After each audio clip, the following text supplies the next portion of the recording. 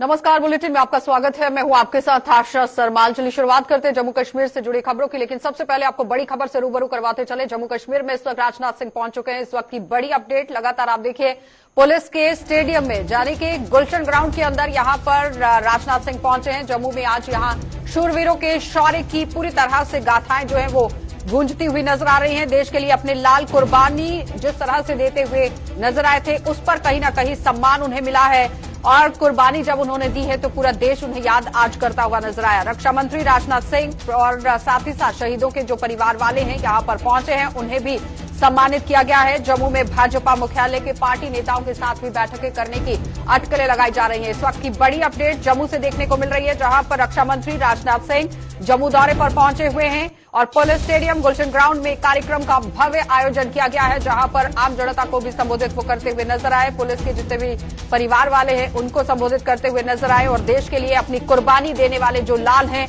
उनके भी परिवार वाले यहां पर पहुंचे हुए हैं, जिन्हें आज सम्मानित किया गया। और देश के लिए आप देखिए किस तरह से बलिदान जो है वो दिया गया था। जो हमारे जवान हैं, सैनिक हैं, जांबाज सैनिकों ने जिस तरह से देश के लिए अपनी कुर्बानी दी है, उन्हें आज पूरा देश नमन कर रहा है। और साथ ही साथ आपको ये भी बताते चले कि स्वयंसेवक संघ के सरकार्यवाह दत्तात्रेय होसबोले भी कार्यक्रम में यहां पर शामिल हैं और कार्यक्रम के लिए किस तरह से तैयारियां यहां पर की गई हैं वो भी आपने साफ देख लिया। लेकिन मंच से आपको तस्वीरें दिखा रहे हैं जहां पर आप देखिए राजनाथ सिंह पहुंचे हुए हैं, उनका भव्य स्वागत किया गया। और जम्मू में आज राजनाथ सिंह पहुंचे हुए हैं, जहां पर वीरों की गाथाएं तो देखने को मिल रही हैं, लेकिन इस बीच में उनके परिवारों को आज सम्मान भी दिया गया है। तो साफ तस्वीरें आपके सामने, जहां पर मंच पर आप देखिए राजनाथ सिंह पहुंचे हुए हैं, उनके साथ दत्तात्रेय पहुंचे हैं और साथ ही साथ आपको ये भी बताते चले कि 10,000 लोगों के बैठने का यहां इंतजाम किया गया है। और साथ ही जो आम लोग यहां पर पहुंचे हुए हैं, शूरवीरों को नमन करते हुए आज वो नजर आए। और इस बीच में आप देखिए 75 वर्ष पूरे होने के उपलक्ष्य में ये समारोह यहां पर करवाया गया है और कारगिल विजय दिवस और स्वतंत्रता के 75 वर्ष पूरे होने के उपलक्ष्य में समारोह यहां पर आयोजित किया गया, जहां आप देखिए उपराज्यपाल मनोज सिन्हा भी मौजूद हैं। भव्य स्वागत यहां पर राजनाथ सिंह का और इस बीच में संबोधन भी इससे पहले आप सुन रहे थे गुलिस्तान न्यूज पर कि किस तरह से संबोधन जो है वो अपना राजनाथ सिंह यहां पर देते हुए नजर आए थे। जम्मू में आज यहां शूरवीरों के शौर्य के तराने गूंज रहे हैं और देश के लिए अपने लाल कुर्बान जो यहां पर कर चुके हैं उन परिवारों को सम्मान भी यहां मिल रहा है। तो रक्षा मंत्री राजनाथ सिंह ने यहां शहीद परिवारों को सम्मानित भी किया है और चुनौतियों की किस तरह से यहां पर तैयारियां रहेंगी इस पर भी मंथन होगा। ऋतिका ने हमारे साथ ज्वाइन किया है। ऋतिका, इस वक्त क्या कुछ वहां पर चल रहा है, क्योंकि आप देखिए जिस तरह से हमारे जो शहीद कुर्बान हुए हैं उन्होंने अपना बलिदान दिया है, उनके परिवार वालों को आज सम्मान भी मिला है, किस तरह से पूरा कार्यक्रम वहां पर चल रहा है? कार्यक्रम था वो आयोजित किया गया है आज जम्मू में, जहाँ पे राजनाथ सिंह का आगमन जो है वो भी हो चुका है और उन्होंने तमाम शहीदों के परिवारों को सम्मान जो है वो दिया और जाके उनसे मिले भी। और आपको बता दें कि जनता को वहाँ पे संबोधित करते हुए, जितने भी लोग थे उन्हें संबोधित करते हुए भारत को उन्होंने एक शक्तिशाली देश, विकसित होते हुए देश के रूप में बताया और कहा कि भारत की गिनती उन तमाम देशों में इस वक्त हो रही है जो पूर्ण रूप से शक्तिशाली और सक्षम है किसी भी मुसीबत का सामना करने के लिए। और इसके बाद के आगे के कार्यक्रम क्या कुछ रहने वाले हैं राजनाथ सिंह के, क्योंकि बताया गया है कि पार्टी मुख्यालय भी पहुंच सकते हैं, वहां पर बैठक हो सकती है? जी बिल्कुल, ये कार्यक्रम की समाप्ति के बाद अगला जो कार्यक्रम अभी के लिए बताया जा रहा है कि बीजेपी कार्यालय में एक बैठक है जिसमें तमाम बीजेपी कार्यकर्ता जो है भाग लेने वाले और वहीं पे कुछ महत्वपूर्ण विषयों पे चर्चा भी हो सकती है। और उसके साथ साथ जो शहीदों के परिवार वाले वहां पर पहुंचे हुए ऋतिका, क्या किसी से कोई बातचीत हुई है? उनका क्या कुछ कहना था? कितना गौरवशाली अपने आप को महसूस कर रहे हैं आज वो? जी बिल्कुल, कुछ परिवारों से जब बातचीत की गई उनका कहना था कि बहुत ही सम्मानित महसूस कर रहे हैं, बहुत ही गर्व का एहसास उन्हें हो रहा है, क्योंकि जब भी कोई जवान शहीद होता है तो उन्हें सम्मान जो है वो मिलना ही चाहिए। उनके परिवारजन जो रहते हैं वो सम्मान के हकदार होते हैं। देश की सेवा में अपना पूरा सर्वस्व जो है न्यौछावर कर देने के बाद, अपना पूरा जीवन न्यौछावर कर देने के बाद उनके परिवारजनों को जब ऐसा सम्मान दिया जाता है तो तमाम जितने भी परिवार वहाँ पे उपस्थित थे उनकी आंखें नम थी, क्योंकि आज के दिन जो उन्हें सम्मान दिया जा रहा है कहीं ना कहीं ये उन तमाम शहीदों के नाम था जिन्होंने देश पे अपनी पूरी जिंदगी कुर्बान कर दी। और जिस तरह से वो अपना संबोधन दे रहे थे ऋतिका, पाकिस्तान पर भी निशाना साधते हुए नजर आ रहे थे। जी बिल्कुल, आपको बता दें कि उनका कहना है कि भारत इतना सक्षम है कि वो किसी भी मुसीबत का सामना कर सकता है और पाकिस्तान जो अपनी नापाक हरकतें करता रहता है तो उस पे भी कमर कस के तैयार है भारत। हर एक बात का मुंह तोड़ जवाब जो है वो भारत की तरफ से दिया जाएगा और जो कभी घुसपैठ होती रहती है और जो भी नापाक हरकतें पाकिस्तान की तरफ से हमारे भारत में करवाई जाती हैं उनका भी मुंह तोड़ जवाब देने के लिए भारत पूर्ण रूप से सक्षम है। चले, लेकिन एक और बात यहाँ पर आपसे जरूर जानना चाहेंगे रितिका, जिस तरह से आप देखिए विधानसभा चुनावों को लेकर सरगर्मियां लगातार जम्मू कश्मीर के अंदर तेज होती जा रही हैं, क्या लगता है कि सिक्योरिटी को मद्देनजर रखते हुए भी मंथन किया जा सकता है? जी बिल्कुल, आपको बता दें कि चुनाव एक महत्वपूर्ण विषय है और काफी ज्यादा लोग जो हैं वो इसी पे चर्चा पे बैठे हुए हैं। उनका सब जानना चाहते हैं कि आखिरकार चुनावों को लेकर बड़ा क्या होने वाला है जम्मू कश्मीर में। काफी ज्यादा लोगों को इस बात का इंतजार और बात जो है वो निकल के बाहर आए। चलिए रितिका, बहुत बहुत धन्यवाद जुड़ने के लिए। तो फिलहाल आपने देखा कि रितिका हमारी संवाददाता यहाँ गुलशन ग्राउंड बाहर से पूरी तरह रिपोर्ट कर रही हैं कि किस तरह से राजनाथ सिंह यहाँ पर पहुंचे हुए हैं, अपना संबोधन वो देते हुए नजर आए और जितने भी शूरवीरों के परिवार वाले वहां पर पहुंचे हैं उन्हें सम्मान दिया गया है और कई तरह से पाकिस्तान पर भी निशाना आज राजनाथ सिंह यहाँ साधते हुए नजर आए और उसके बाद अटकलें ये भी लगाई जा रही है। लेकिन उससे पहले सीधा आपको लिए चलेंगे गुलशन ग्राउंड में, क्या कुछ वहां चल रहा है देखिए जरा। ताजो सामान लेते थे, हथियार लेते थे। हमने कहा यदि आपके पास टेक्नोलॉजी है आइए भारत में बैठक बनाइए, इसमें भारतवासियों का भी हाथ होना चाहिए। Make in India and make for the world, यह संदेश हम लोगों ने दुनिया के दूसरे देशों को भी दिया है और बड़ी संख्या में लोग यहां पर आ रहे हैं। पहले यह भारत हथियारों के मामले में दुनिया का सबसे बड़ा इंपोर्टर यानी आयात करने वाला देश माना जाता था हथियारों के मामले में। आज मैं जम्मू कश्मीर की जनता के माध्यम से हिंदुस्तान की जनता को बतलाना चाहता हूं, आज भारत हथियारों का आयात करने वाला दुनिया का नंबर 1 कंट्री नहीं रह गया है, बल्कि आज टॉप 25 कंट्रीज में आकर भारत खड़ा हो गया है। मेरे बहनों भाई, एक्सपोर्टर कंट्रीज में भारत खड़ा हो गया। हम तो उस दिन की प्रतीक्षा कर रहे हैं, उस दिन की प्रतीक्षा कर रहे हैं जब भारत दुनिया का नंबर 1 एक्सपोर्टर कंट्री बनकर खड़ा होगा। और 8 वर्षों के अंदर जहां पर पहले 1,500 पौने 2,000 करोड़ का एक्सपोर्ट होता था भारत से, आज हमने इतने ही दिनों के अंदर 13,000 करोड़ से अधिक का एक्सपोर्ट करना प्रारंभ कर दिया है। और हमने लक्ष्य निर्धारित कर दिया है कि अब 2025 समाप्त होते होते 25-26 तक हमारा एक्सपोर्ट 35,000 से लेकर 40,000 करोड़ तक पहुंचना चाहिए। 35,000 करोड़ से लेकर 40,000 करोड़ तक यह पहुंचना चाहिए, यह भी मैंने कहा है।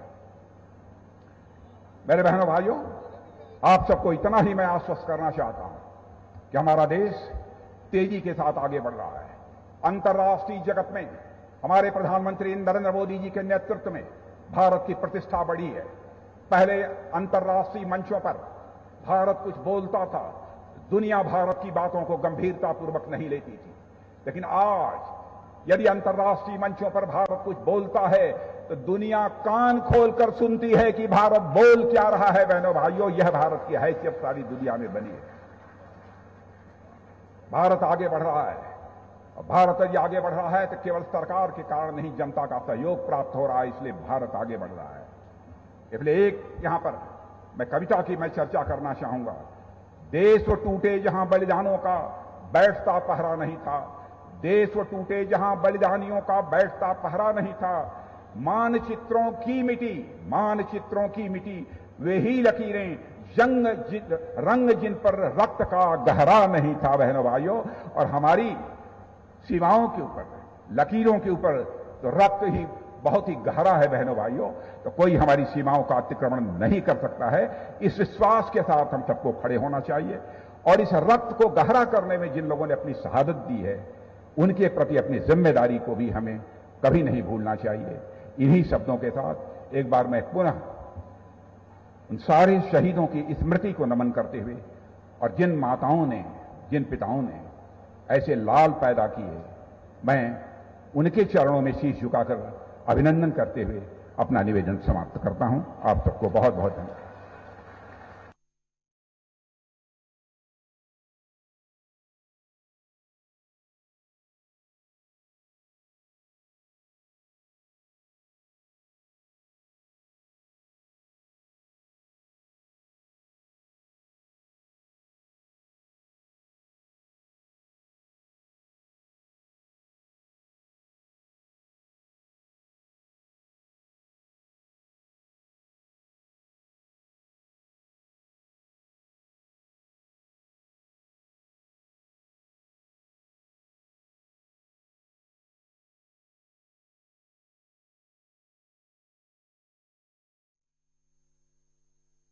की upcoming dark comedy film Darling's के नए पोस्टर रिलीज हो गए हैं।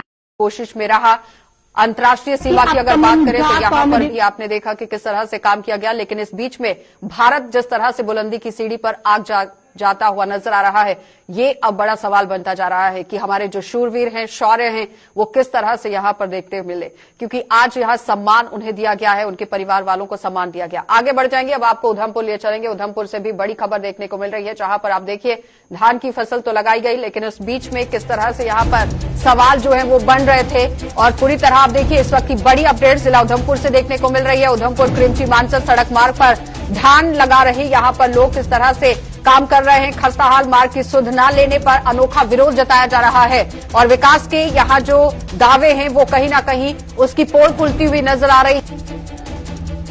चले कि उधमपुर जिले के अंदर से किसानों के हवाले से खबर देखने को मिली है, क्योंकि खस्ताहाल मार्ग की सुध न लेने की वजह से लोगों को काफी परेशानी और उधमपुर क्रिमची मानसर सड़क मार्ग को लेकर ये बात हो रही है कि यहां पर अभी तक रास्ता जो खराब था उसे नहीं बनाया गया है। लेकिन इस बीच में आम जनता जो विरोध कर रही है, तो किस तरह से रोड विभाग को यहां पर काम करने की जरूरत है, ये बड़ा सवाल है। लेकिन इस बीच में आप देखिए जिला उधमपुर के अंदर जो बड़े दावे पेश किए जाते हैं उनमें जमीनी सतह पर कितनी सच्चाई है, ये कहीं ना कहीं अब खंगालने की जरूरत है कि आला अधिकारी और विभागीय जो अधिकारी हैं वो यहाँ पर क्या कुछ काम कर रहे हैं। पिछले दिनों लगातार यहाँ पर आप देखिए सुर्खियां बटोरते हुए नजर आ रहे थे लोग और बीच में ही आरोप और प्रत्यारोपों का सिलसिला भी देखा गया। लेकिन आम जनता आज सड़कों पर उतरी है, जहां पर खस्ताहाल सड़कों की वजह से लोगों को परेशानियां झेलनी पड़ रही थी। लेकिन उधमपुर क्रिमची मानसर सड़क मार्ग पर आज लोग जो हैं वो धान लगाते हुए नजर आए हैं और सरकार के दावों की यहां हवा निकलती हुई नजर आई है। जो बड़ा दावा पेश किया गया है कि विकास यहां पर हो रहा है, लेकिन ग्राउंड जीरो पर कहां विकास हुआ है,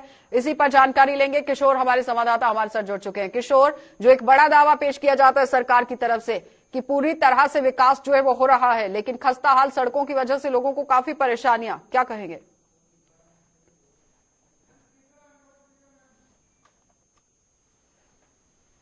किशोर,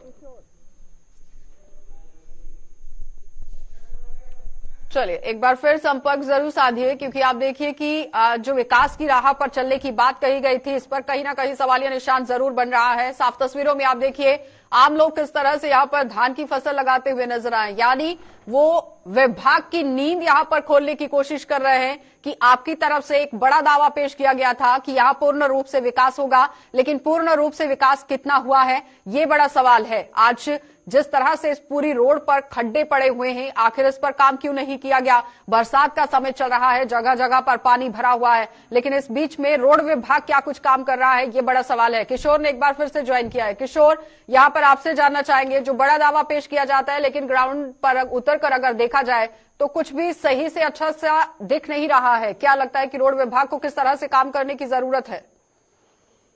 बिल्कुल, देखिए आशा मैम, इस तरह की जो तस्वीरें हैं हमने किसानों की फसलों में देखी हैं कि इस वक्त जो किसान है वो धान की फसल लगा रहे हैं, लेकिन ये वो क्रिमची मानसर का जो वो रोड है जहां पे खियारों की तादाद में जो पंचारी के लिए ये रोड जाता है, लेकिन यहाँ पे कुछ लोगों द्वारा जो धान की फसल है वो रोड पे लगाई जा रही है। लेकिन कहीं ना कहीं जिस तरह से बड़े बड़े प्रशासन के साथ साथ जो गवर्नमेंट दावे करती है वो कहीं ना कहीं ग्राउंड पे देखने को नहीं मिल रही है। और इन लोगों का ये साफ तौर पर कहना है कि पिछले दिनों जिस तरह से आप देख रहे हैं कि भारी बारिश हो रही है, भारी बारिश के चलते जो है हर जगह पे इसी तरह का हाल जो सड़कों का है, लेकिन कहीं ना कहीं प्रशासन भी गहरी नींद में सोया है। पीएम जैसे की मैं बात करूं, वहां पे भी लोगों के तरफ से कई दिन वहां पे प्रदर्शन किया गया। रोड कि जो ये रास्ता है ये पीएमजीएसवाई में आता है कि यहाँ पर पीडब्ल्यूडी विभाग काम करता है? बिल्कुल, देखिए 5 साल से इस रोड का जो है वो काम चल रहा है, क्रिमची से लेकर मानसर तक ये रोड जो है वो बन रहा है, लेकिन ये पीएमजीसी बाई के अंडर है। लेकिन कहीं ना कहीं लोगों द्वारा कई बार यहाँ पे धरने प्रदर्शन किए गए, लेकिन कहीं ना कहीं अभी जो लोग हैं वो सड़कों पर उतरे हैं और यहाँ पे जो सड़कों पर उतरकर यहाँ पे धान की फसल लगा रहे हैं। बड़ी बात मैं आपको ये बता दूं कि अगर उधमपुर जिला की मैं पार्टिकुलर बात करूं, यहाँ पे कुछ जो गांव वाले इसी तरह सड़कों लोगों में एक गुस्सा है कि एक तरफ प्रशासन या गवर्नमेंट ये बड़े बड़े दावे करती हैं कि हम पूरी तरह से जो है गांव में हर चीज जो है लोगों को दे रहे हैं। सवाल ये है कि अगर पीएमजीएसवाई के अंडर ये रोड आता है तो एक बहुत बड़ा दावा पेश यहाँ पर किया जाता है कि गांव की हालत को सुधारने का काम हो रहा है, पंचायतों का यहाँ पर हाल जो है वो जानने की कोशिश हो रही है, लेकिन जमीनी सतह पर क्या कुछ काम हुआ है वो साफ दिख रहा है। बहुत बहुत धन्यवाद किशोर जुड़ने के लिए। तो बहुत आप देखिए किस तरह से क्रिमची करीमची मानसर का ये रोड है जो खस्ता हालत में है और इस वक्त यहाँ पर विभाग को भी काम करने की जरूरत है। पीएमजीएसवाई के अंडर ये रोड आता है, लेकिन इस बीच में किस तरह से पीएमजीएस के लोग यहाँ पर काम कर रहे हैं, ये बड़ा सवाल है। आगे बढ़ जाएंगे, अब आपको कश्मीर लिए चलेंगे और कश्मीर में भी आपको दिखाएंगे कि मौसम खराब होने की वजह से लोग किस तरह से वहां पर काम करते हुए नजर आए, क्योंकि बारिश का मौसम है और उस बीच में यहाँ आप देखिए सुधार लगातार हो रहा है, लेकिन पहाड़ खिसकने का भी अंदेशा अलग से बना हुआ है। बारिश के बाद मौसम में सुधार होने पर या पहाड़ खिसक सकते हैं, इस तरह से अटकलें लगाई जा रही हैं। तो मंडी के सेरी ख्वाजा गांव में 2 आशियानों की वजह से आप देखिए किस तरह से परेशानी जो है वो देखी गई है, क्योंकि दोनों आशियाने यहाँ टूट चुके हैं। उनकी आफत पूरी तरह आप देखिए किस तरह से बरपी है और भूस्खलन होने से 2 मकानों को यहाँ बेहद नुकसान पहुंचा है। हादसे में जानी नुकसान न होने से लोगों को काफी परेशानी, और इस बीच में जानी नुकसान तो नहीं हुआ है, लेकिन आप देखिए इन लोगों के घर जो है वो टूट चुके हैं। भूस्खलन होने से 2 मकानों को बेहद नुकसान पहुंचा है। और कश्मीर से खबर देखने को मिल रही है, जहां पर मंडी के सेरी ख्वाजा गांव की ये बात हो रही है। और ये भी आपको बताते चले कि राजौरी और पुंछ के अंदर भी सेरी मंडी ख्वाजा गांव में 2 आशियानों को देखिए आप किस तरह से क्षतिग्रस्त होते हुए देखा गया है। इस वक्त लगातार आप देखिए तस्वीरें साफ देख रहे हैं। कश्मीर से पहले आपको पुंछ के मंडी की तस्वीरें हम आपको दिखा रहे हैं, जहां पर आप देखिए मौसम ने करवट जैसे ही बदली है। उसके बाद बारिश के बाद मौसम में सुधार हुआ है। सुधार होने के बाद आफत बन गई है यहां पर इस परिवार के लिए ये बारिश, क्योंकि बारिश के बाद ये पूरा आशियाना टूट गया है। 2 मकान क्षतिग्रस्त हुए हैं। जानी नुकसान फिलहाल कोई नहीं हुआ है, लेकिन काफी लोगों को परेशानी भी हुई है और दीवारों में भी अभी भी दरारें जो है वो पड़ी हुई हैं। किसी भी वक्त कोई भी बड़ा हादसा यहां पर पेश आ सकता है, लेकिन आम लोगों को राहत पहुंचाने के लिए प्रशासन की तरफ से क्या कुछ कदम उठाए गए हैं, इस पर भी जानकारी लेंगे। लेकिन लगातार आप देखिए तस्वीरों में भी आपको दिखा रहे हैं कि किस तरह से इस आशियाने में ये जो लोग थे वो रह रहे थे, लेकिन कहीं ना कहीं ये बारिश आफत बनकर आई है। और मंडी के सेरी ख्वाजा गांव की ये बात हो रही है, जहां पर आप देखिए साफ तस्वीरों में भी आपको दिखा रहे हैं कि किस तरह से हालात जो है वो यहां पर बने हुए हैं। इरफान ने हमारे साथ ज्वाइन किया हुआ है। इरफान, ये समझाइए कि जिस तरह से ये बड़ी घटना देखने को मिली है, 2 घर यहाँ पर क्षतिग्रस्त हो गए हैं, प्रशासन का कोई नुमाइंदा यहाँ पर पहुंचा अभी तक, किस तरह से राहत पहुंचाई गई लोगों को? जी आशा, मैं आपको बता दूं कि सुबह 6:30 बजे का ये वाकया है कि जिला पुंछ की तहसील हवेली के गांव सेरी ख्वाजा लेफ्ट में ये हादसा पेश आया है, जहां पर शदीद बारिशों की वजह से जो है पसी खिसकने की वजह से एक बहुत बड़ा पत्थर जो है एक मकान पर आके लगा है, जिसकी वजह से पूरा मकान जो है वो डैमेज हुआ है और उसके साथ साथ दूसरा मकान भी जो है वो काफी उसमें नुकसान पहुंचा है।